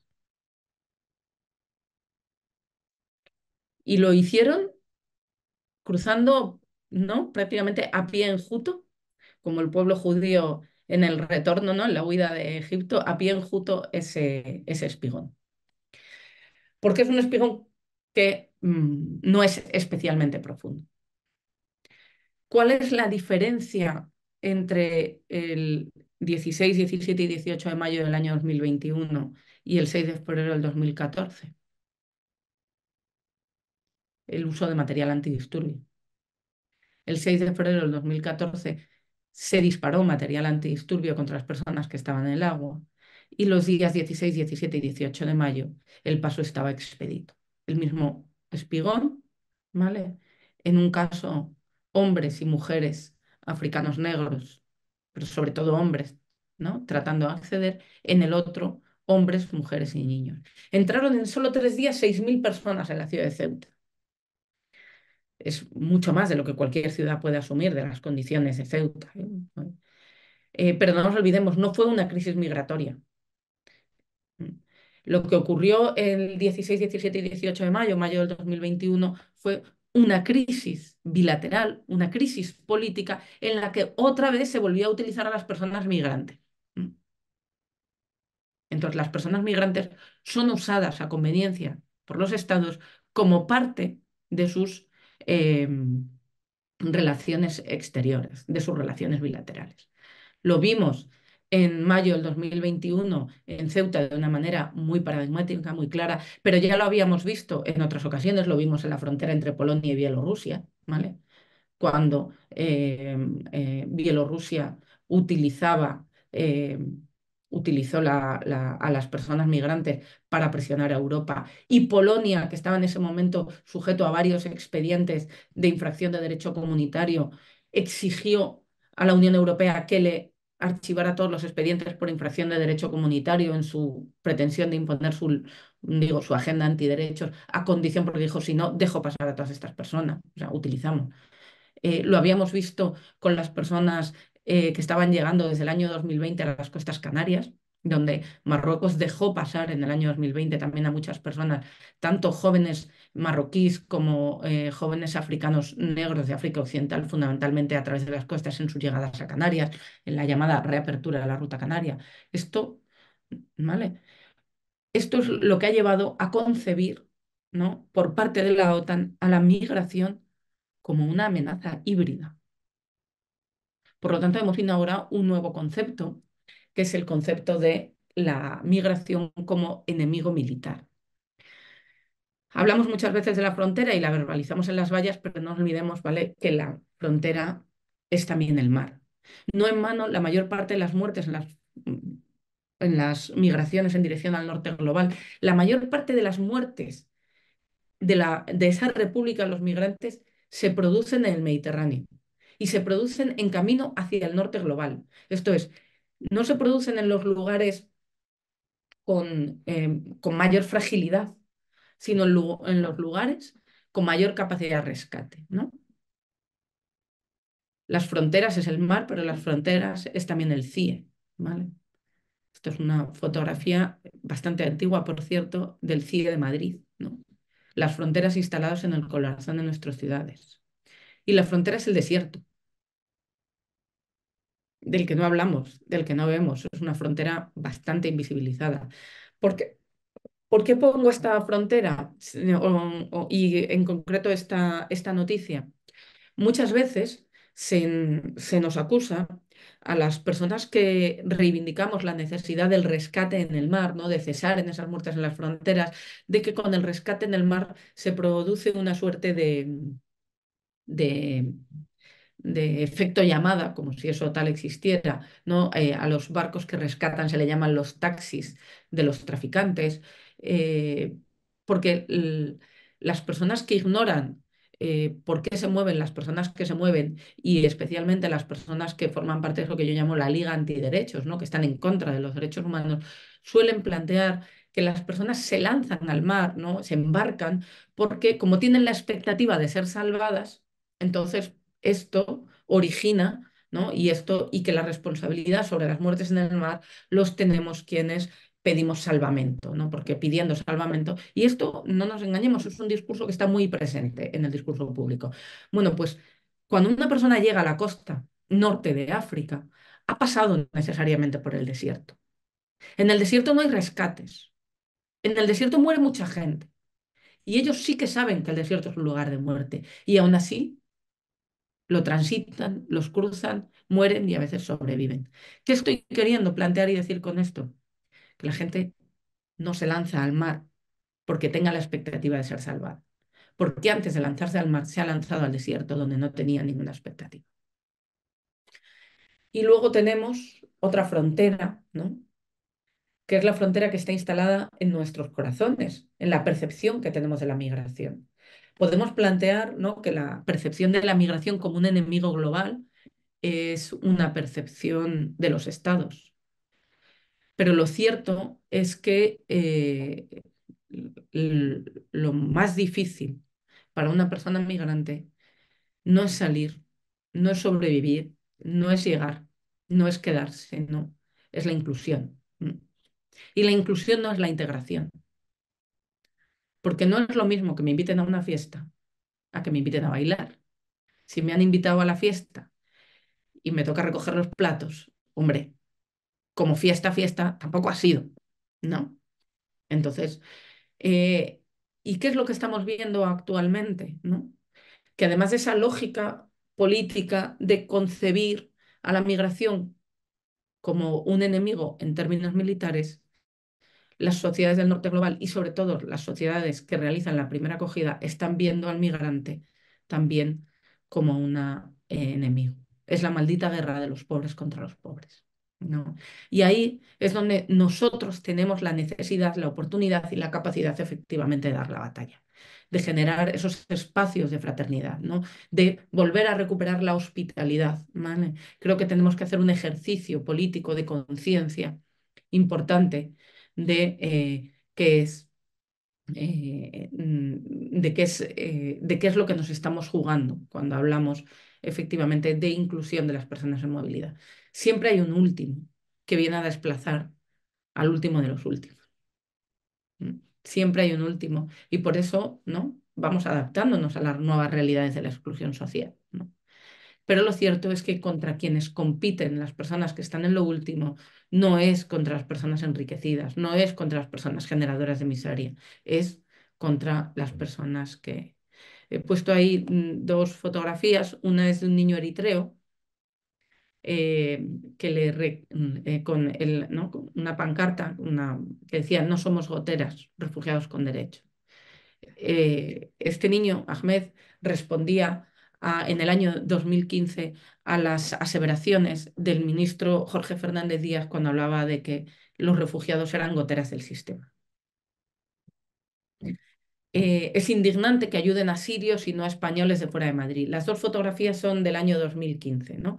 Y no es baladí que sean del año 2015, porque en el año 2015 es cuando se desata la aparente solidaridad con las personas en movilidad refugiadas, ¿no? Es el año del Refugee Welcome, es el año en que nos impactamos con la muerte de Alan Kurdi, que no era Aylan, sino Alan. Qué importante que recordamos a las personas por su nombre. No dejaremos de hacer justicia con las víctimas si no somos capaces de nombrar a las víctimas por sus nombres, no solo por el lugar donde ocurrieron las tragedias en que perdieron la vida, ¿no? Pues año 2015 yo recuerdo que estábamos un día en la parroquia, teníamos unos paquetes de batidos, zumos y desayunos que nosotros llevábamos todos los días a un poblado gitano del Gallinero donde dábamos desayuno a los niños que iban a la escuela, ¿no? Y entonces estábamos descargando la comida y se acerca una persona, oye, he visto que tenéis comida, ¿me podéis dar? Pues mira, es que no podemos porque esto está destinado para otras personas y tal, y entonces se fue muy enfadada porque seguro que esto es para los moros. Y llegó una persona marroquí, nos pidió comida y le dijimos que no podíamos. Y entonces se fue muy enfadada porque seguro que esto es para los sirios, ¿no? Y entonces yo pensé para mí, pues como encima le digamos que es para los gitanos rumanos, quiero decir que, bueno, pues la guerra de los pobres contra los pobres, ¿no?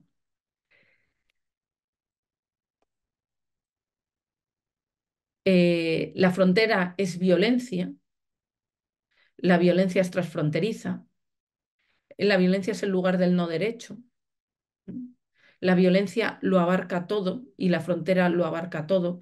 Tenemos una rigidez en el sistema de permisos y visados que te hace muy difícil entrar a España, pero que cuando estás en España te hace muy difícil salir.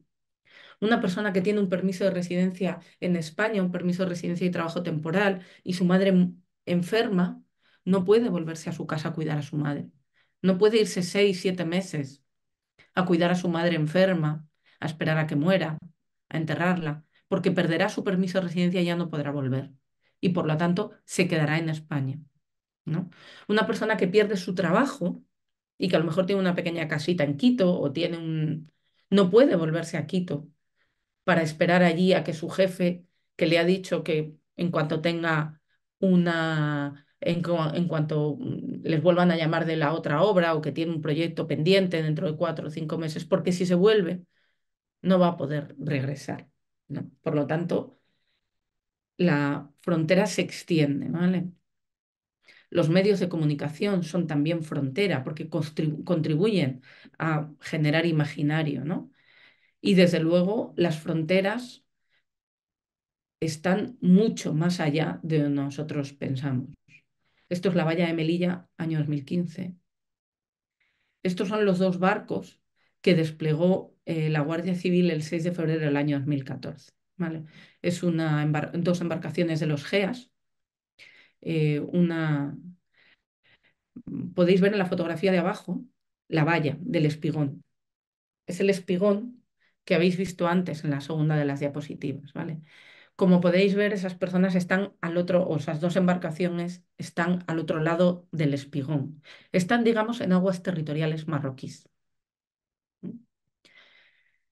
Cuando, cuando en la embarcación pequeña, la de los GEAS, iban submarinistas que se sumergieron y recorrieron todo el espigón del Tarajal.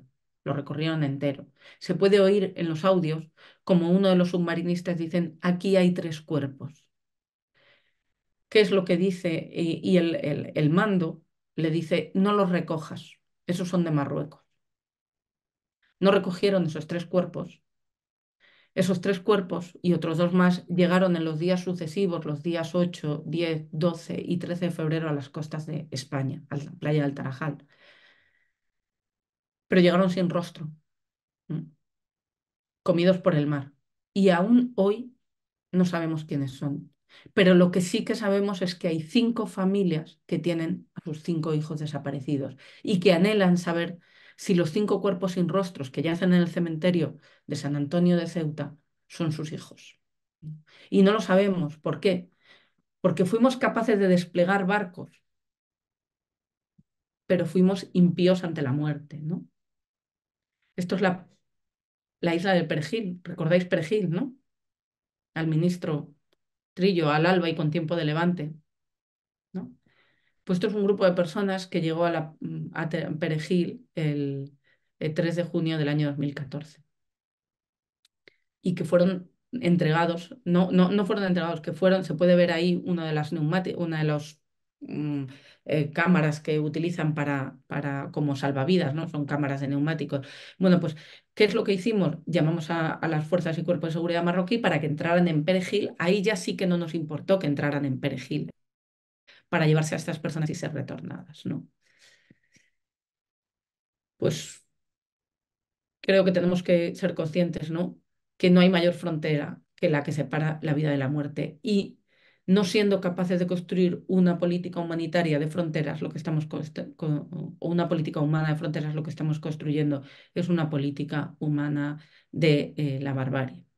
Armand, Luke, Ousmane Hassan, Lario, Samba, Nana, Dauda, Yusuf, Umaru, Keita, Blaise, Janot, Martín, Samba Martínez, que hace ahora 12 años de su muerte en el CIE de Madrid, Idrissa Diallo, muerto en el CIE de Barcelona, Soumara, Camara, Lansín, Gatumata, Fode Toure murió en agosto del año 2003 en un avión en dirección a París, no sé si lo recordáis. En Susi murió en el año 2014 después de haberse ido devuelto desde Chafarinas. Vaper, Vaper es este niño que habéis visto en la, en la frontera, en la fotografía anterior, ¿no? Los hermanos Bámbola, son tantos y tantos compañeros, ¿no? Hermanos y hermanas muertas efectivamente en la ruta migratoria. A las puertas, todos ellos del norte global. Por lo tanto, tenemos una responsabilidad con las vidas que migran, pero tenemos también una responsabilidad con la memoria de quienes han muerto en el camino. Muchas gracias. Bueno, Patuca, muchísimas gracias. A mí me ha dolido tu ponencia, me ha dolido. Y no soy una persona ajena a todas esas cosas como lo creo de los que estamos aquí, por lo menos los que yo identifico con una gran mayoría, pero me ha dolido, me ha removido ahí. Bueno, creo que ha sido, no esperábamos otra cosa de ti, ¿no? Poner desde tu experiencia, como decía, experiencia compartida, ponerle rostro, historia a todo el drama migratorio. Me he quedado un poquillo ahí sin palabras. Esto yo no estaré más sensible, lo que sea, que si tenemos tiempo ahora para, bueno, para intercambiar con, también lo proponía ella, ¿no? Opiniones, preguntas, ampliaciones de reflexiones, tenemos unos minutillos, que es lo que lo solemos hacer al final de este foro Juan Burgos. Y bueno, también sigue tú, Patuca, sigue con libertad de respondernos, ampliarnos, contestar. ¿Vale? Entonces abrimos un tiempo de... Ella decía que podíamos, otra vez lo hacemos por el chat, pero bueno, también eso, levantando la mano, como ha hecho María ahora, formulamos la pregunta, la intervención y le dejamos también después a Patuca que hable. Adelante, María. Bueno, un gusto y un dolor escucharte, porque no por más conocido se hace menos doloroso. A mí ha habido, bueno, muchas cosas que me han gustado, mucho, mucho. Me ha impactado lo de la guerra de los pobres contra los pobres. Y una cosa que me gustaría saber si tienes respuesta, porque es una cosa que yo también vivo, dices, lo más relevante de una persona es lo que no cuenta. Yo eso siempre lo pienso, cuando estoy con ellos, sí, por más que le digo, no soy la policía, estamos para ayudarte, pero él necesita mi traducción al francés, del francés al wolof, lo que le llega al chico de lo que yo le digo, pues nunca sé. Y claro, en ese contexto tan difícil, con tanta traducción, con tanta intermediario, ¿cómo podemos acceder a lo que no nos cuenta? Para mí, yo siempre me voy y digo, y además como tenemos que resolver en tan poco tiempo, dices, ¿cómo llegar a lo que no nos cuenta, que es lo realmente importante? Pues yo creo que hay, o sea, claro, hay muchas técnicas. Yo creo que la primera, que es que tenemos que tratar de, efectivamente, primero los espacios. Los lugares tienen que ser espacios de acogida. Segundo, ser consciente, quiero decir que tienes que sentirte confortable. Lo segundo es que a veces no tenemos que saberlo todo, ¿no? Pero basta con que sepamos que puede haber un problema. Con lo cual ya sé que puede haber un problema, ¿no? Entonces, desde eso ya a mí me ubica, me coloca en, me falta información, no sé, tengo que estar pendiente, o sea, no eh, reducir intermediarios, quiero decir que creo que hay cosas que ayudan mucho, como es aprendamos a pronunciar adecuadamente sus nombres. Y luego, en la medida de lo posible, eso, reducir intermediarios, ¿no? Y luego ser conscientes que es que hay cosas que no son posibles. O sea, no es posible que nosotros sepamos qué es lo que hay detrás de esa persona. Entonces, no lo voy a conseguir, no puedo fantasear con que lo voy a conseguir. Sencillamente, lo único que yo tengo es que prepararme para saber que mi capacidad de actuación es limitada. No, no voy a poder darte solución porque no sé cuál es el problema que tienes. Pero sí que es verdad que puedo crear los mimbres. O sea, yo creo que nosotros tenemos que actuar en clave de buen trato. En clave de buen trato, en clave de que te sientas acogido, en clave de que te sientas recibido, en clave, o sea, mm, tenemos un sistema de cita previa que hemos considerado que es bueno. Nadie se va de un sitio al que haya llamado a la puerta sin recibir una respuesta. Que a lo mejor no le he hecho la atención, ¿no? No ha visto al abogado en ese momento, o no ha visto al médico, no ha visto porque hace falta un sitio. Pero yo ha entrado por la puerta, le he dado la bienvenida, es que, mira, trabajamos con cita previa, ahora no te puedo. ¿Cuántas veces nos escapan las cosas, ¿no? más importantes? Porque hemos establecido sistemas que, ya digo, entonces yo creo que sabiendo que digo, que tenemos una capacidad muy limitada, ¿vale? En clave de buen trato, en clave de buen trato, de que todo el mundo se sienta, o que las personas con las que estamos, no sé si todo el mundo, pero con las personas con las que estamos, sientan que es un espacio en el que van a poder contar. Que a lo mejor ahora no te doy respuesta, pero si es que a lo mejor vuelves dentro de 3 o 4 años. Además, no nos olvidemos una cosa, que es que nosotros trabajamos con unas claves, que son las claves de la presencialidad, que son con las claves del dar respuestas, y estamos trabajando con personas en movimiento, en movilidad. Entonces, que están todavía probablemente en una dinámica de huida, en una dinámica de movilidad. Entonces, eso es lo primero que tenemos que saber identificar. Esta persona está todavía pensando en irse, no sabe si se va o se queda, ya ha decidido que se queda. Esa es la primera identificación para saber cómo le podemos dar respuesta. Entonces, mi propuesta pasa por acompañar la movilidad. Nosotros tenemos que acompañar el movimiento. No sé si he dado respuesta. Sí, María, gracias. ¿Alguna pregunta más? Por ahí, a mí hay gente, bueno, que te da las gracias en el chat, algunos se han despedido, Mitchell, que nombraste antes, ha tenido que ir antes. Algunos también refrendan esto que decíamos que nos ha quedado un poco ahí descolocado, ¿no? Y mira que somos gente, creo que tenemos cierta sensibilidad o presencia en este ámbito, pero bueno, gracias también por eso, ¿no? No deja de conmovernos y dolernos. A mí me surge una pregunta, el otro día en un encuentro que tenemos aquí en Granada de gente del partido y hablamos de temas varios, como solemos hacer, hablamos de temas de migraciones, un tema muy recurrente en nosotros. Y yo decía particularmente, no miro a nadie, que en el partido somos bastante moderados, buscamos puentes, ¿no? Y sabemos unir gente diferente, y eso creo que es muy necesario, hace falta eso.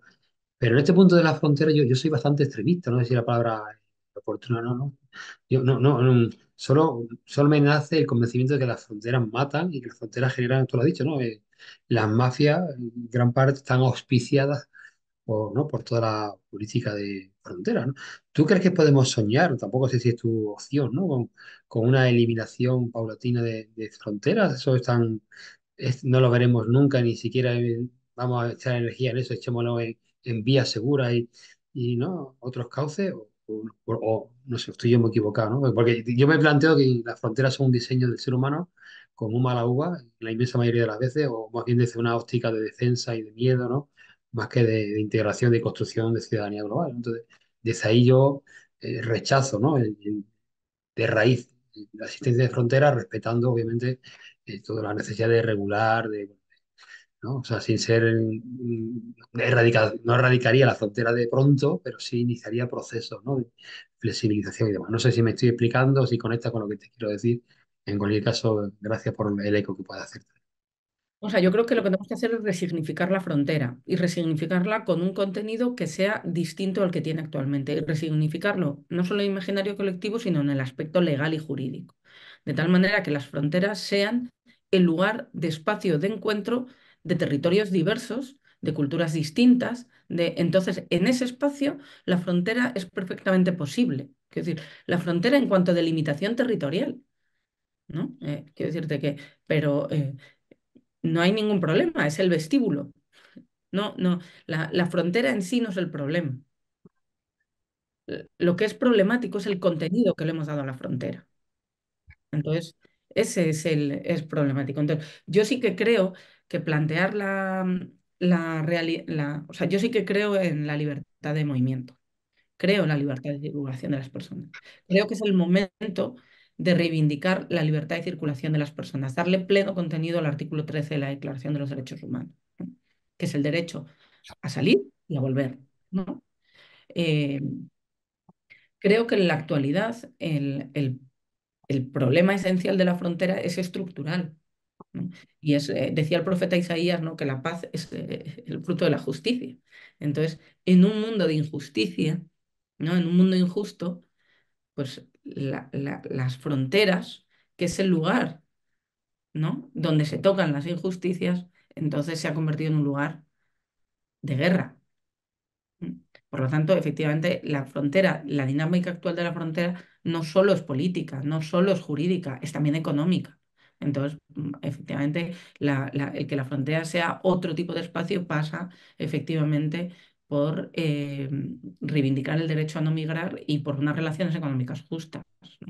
Por lo tanto, yo no creo que, o sea, creo que la migración legal, ordenada y segura es, como he dicho antes, una trampa al solitario. Es decir, por supuesto que yo estoy a favor de una migración legal, ordenada y segura, pero es que para mí una migración legal, ordenada y segura significa una migración que da derechos a las personas que migran, ¿eh?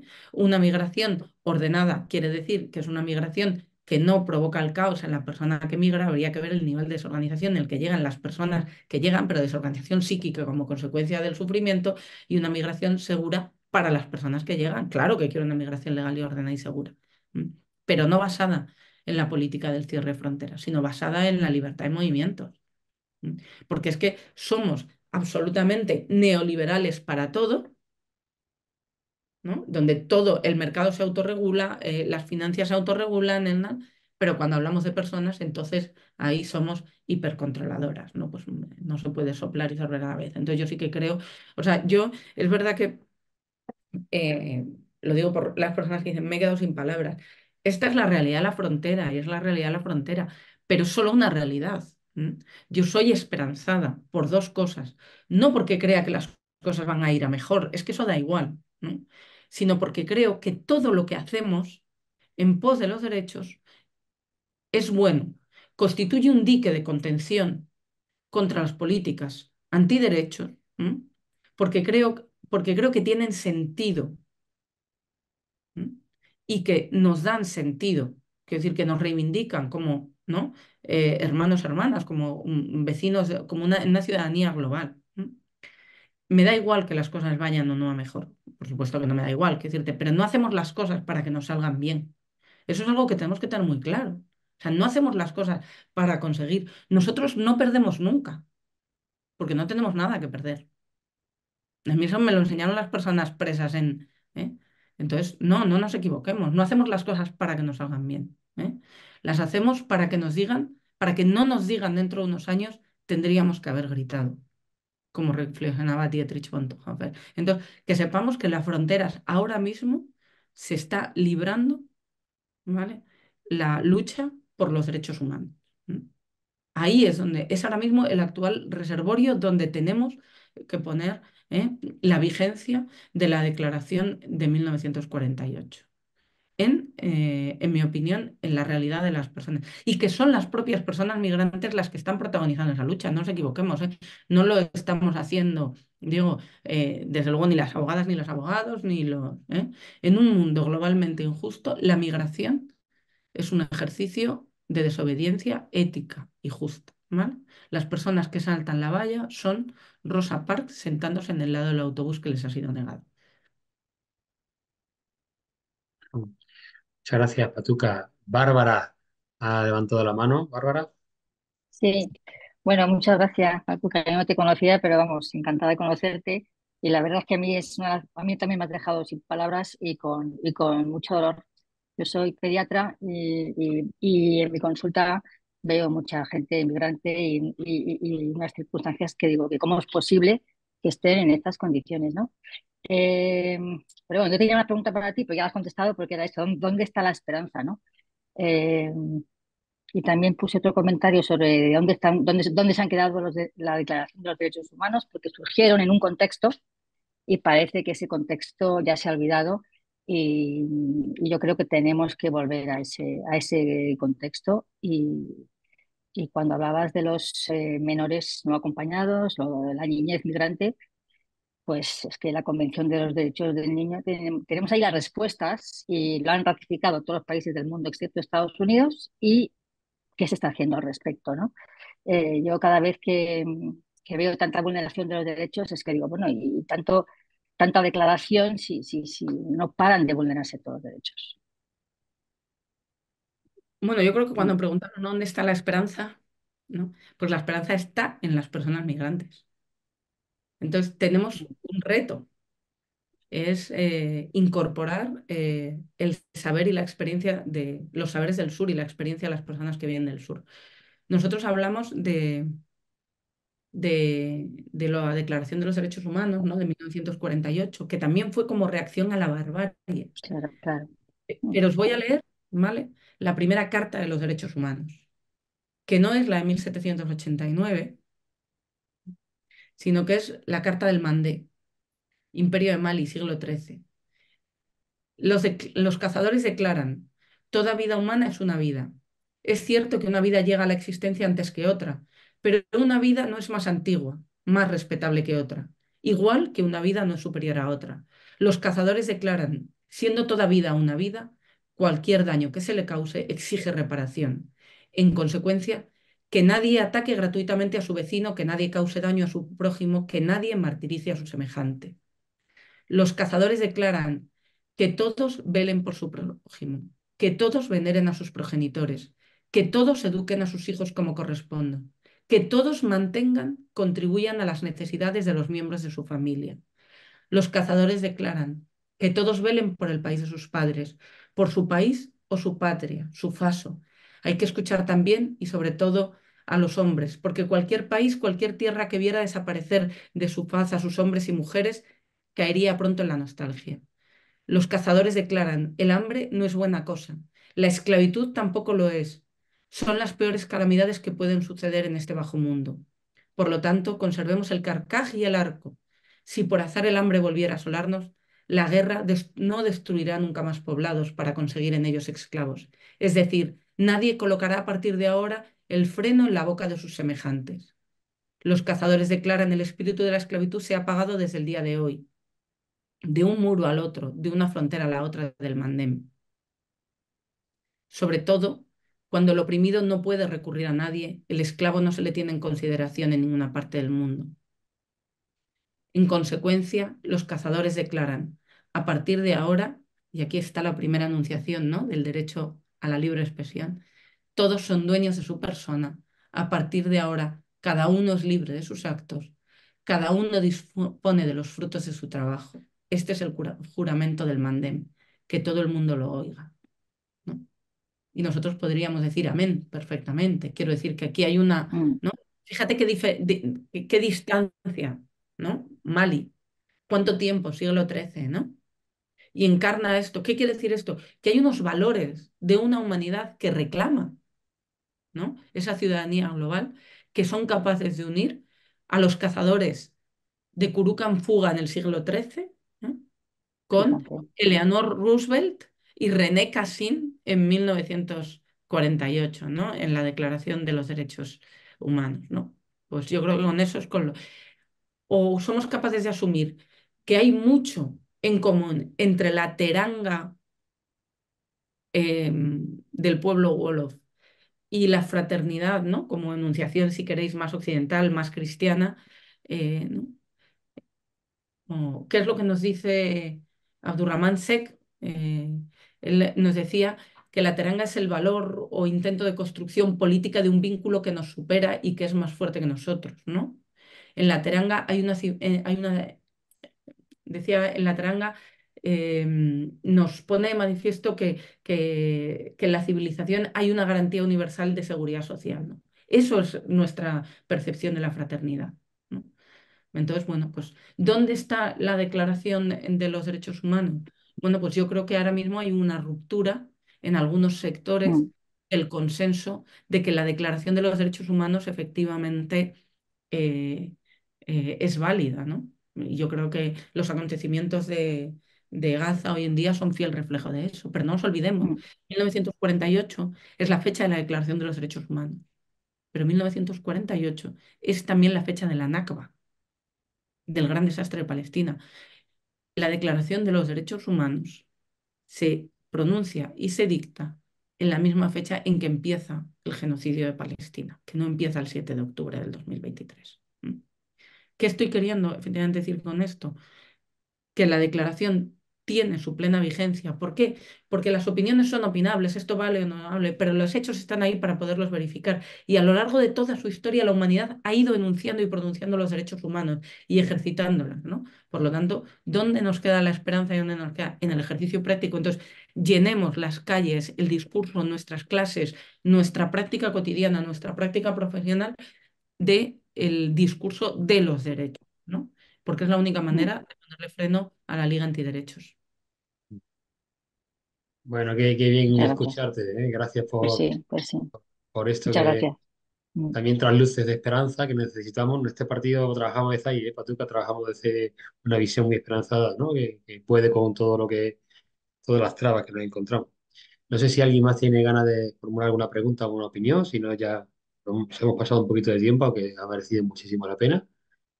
Y si no, bueno, pues Patuca, gracias, te seguiremos leyendo, siguiendo, escuchando y a lo mejor si tú nos das permiso y se da circunstancia te invitaremos a algún encuentro más, ¿vale? Para seguir compartiendo y iluminándonos, ¿no? Desde tu experiencia y también, bueno, pues, enriqueciéndonos unos de otros. Ha sido un placer, de verdad. De Nada, verdad. gracias a vosotros. Feliz sábado. Gracias, gracias. Feliz sábado. Ahora Muchas yo voy a... gracias. Muchas Estaba gracias. Agustín por ahí, que por cierto, Agustín fue el primer candidato a la presidencia del gobierno de origen africano, Agustín Endur. Se ha desconectado porque iba ahora, tenemos en Granada un encuentro. ¿Te conoce Agustín? ¿Tuca? Lo he visto por aquí, sí. Sí, pues tenemos en Granada un encuentro ahora adelantando a la celebración del lunes, el Día de la Persona Migrante. Así que para allá vamos ahora. Bueno, pues Fenomenal.